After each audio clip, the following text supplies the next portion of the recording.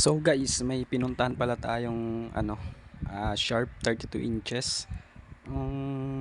Horizontal line yun, half display siya. So yan, ang problema dyan is side COF, yung tinuturo ko. Yung tinuturo ko ngayon is dapat mayroon siyang 35 volts dyan. Yan yung pinaka VGH nya. So wala yung voltahe na pumapasok dyan, kaya nagkaganyan siya. Kaya half display siya. So ang ginawa natin is yan, kumuha tayo ng supply sa kabilang side COF sa taas.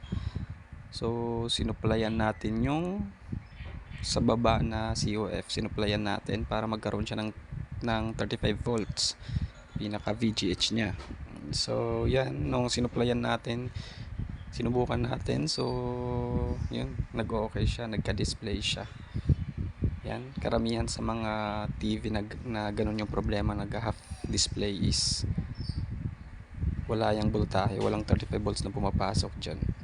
So ayan, yung in-install na natin sa wall, tapos satisfied na yung customer. So ayun, salamat sa mga nagfa-follow, please share yung video nito para tulungan nyo ako para mas gumawa pa ako ng madaming video. Okay po, salamat.